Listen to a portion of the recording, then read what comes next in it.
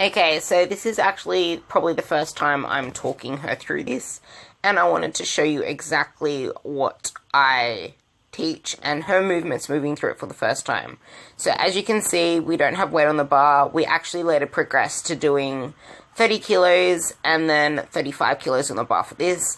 But the reason I like to use this is that it actually gets her to hit depth, whereas before she wasn't. And instead of just doing it as a depth check where you just lightly tap it, she's sitting down and releasing. So as you can see, she's forcing her knees out, which is one of the main reasons why I'm incorporating this. And you could see that she was a little shaky on it as well.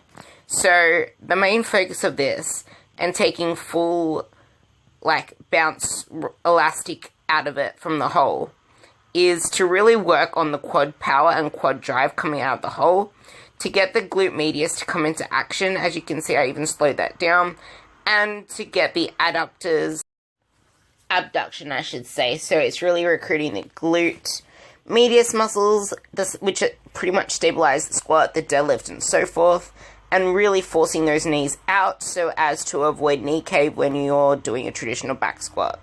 And I've also fixed up her stance a little, as she was a little too narrow to allow for that quad drive.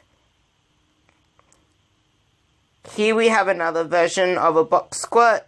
This one is pretty much just the depth check to start with, but then she takes the full elastic out of it and sit back on.